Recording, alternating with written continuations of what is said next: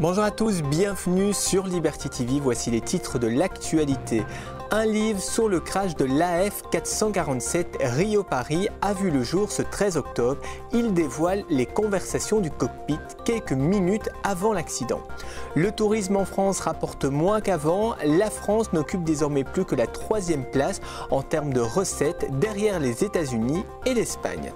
Pour relancer le tourisme dans le pays, l'Office national du tourisme au Japon a lancé une opération d'envergure qui vise à offrir 10 000 billets d'avion à des touristes étrangers et ce à partir du 1er avril 2012. Et on terminera avec Ryanair qui innove une fois de plus puisque la compagnie va diminuer le nombre de toilettes dans ses avions et ce pour baisser le prix de ses billets.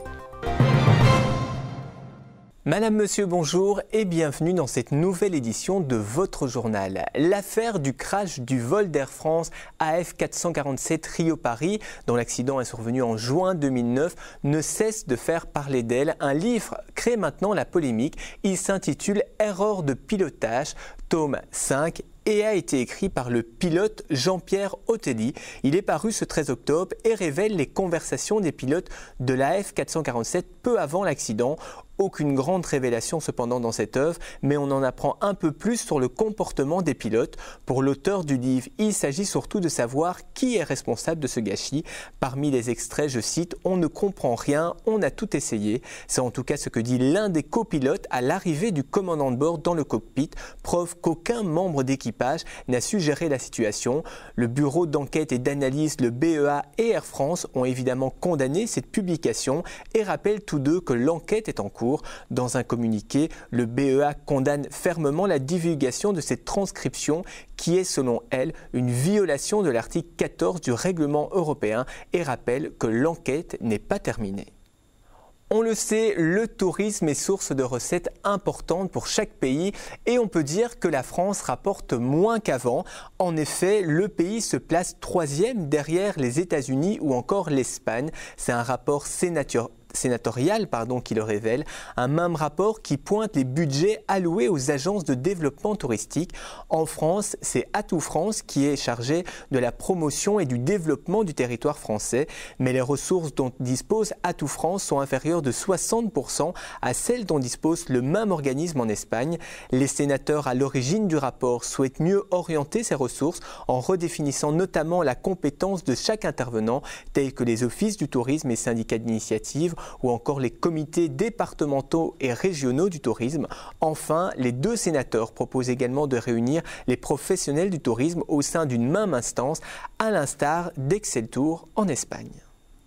Pour relancer le tourisme dans le pays, l'Office du tourisme national au Japon a décidé de lancer une opération d'envergure puisqu'elle consiste à offrir 10 000 billets d'avion à des touristes étrangers et ce à partir du 1er avril 2012. Il faut dire que les catastrophes dans le pays ont mis à mal son tourisme, une opération qui devrait coûter près de 11 millions d'euros et qui serait lancée dans 15 pays dont la France.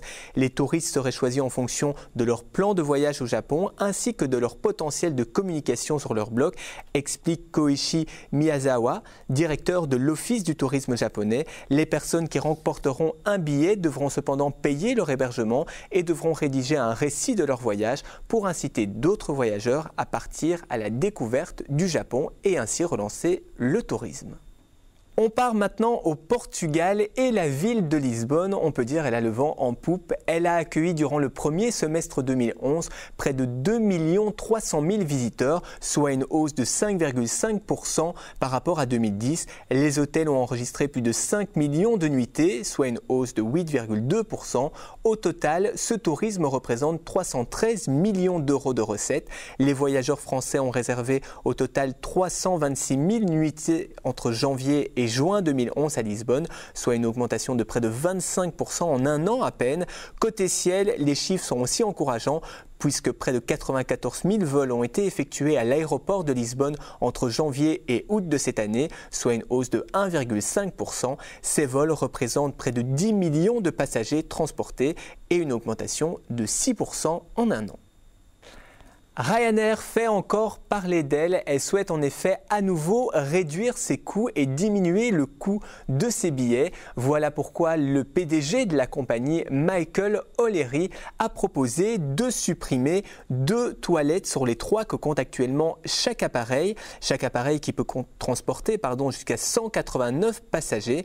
Cette suppression d'une toilette permettrait la création de 6 nouveaux sièges. Ce dispositif devrait s'appliquer aux vols entre la France, la Grande-Bretagne, l'Italie, l'Espagne ou encore l'Irlande. Le PDG de Ryanair a déclaré que cette suppression fera baisser les tarifs des billets d'avion d'environ 5% pour tous les passagers. Si vous prenez un vol Ryanair et qu'une envie pressante se fait sentir, il vous faudra donc prendre votre mal en patience pour faire la file, du moins si vous y arrivez. C'est ici que se termine votre journal du tourisme. Merci pour votre fidélité et merci de nous suivre chaque jour. Je vous rappelle notre site internet libertytv.com/tv qui vous informe 24 heures sur 24 et 7 jours sur 7 de toute l'actualité touristique, qu'elle soit belge, française ou internationale. Merci encore de votre fidélité. On se quitte sur 2 magnifiques images de la Norvège. Belle évasion sur Liberty TV.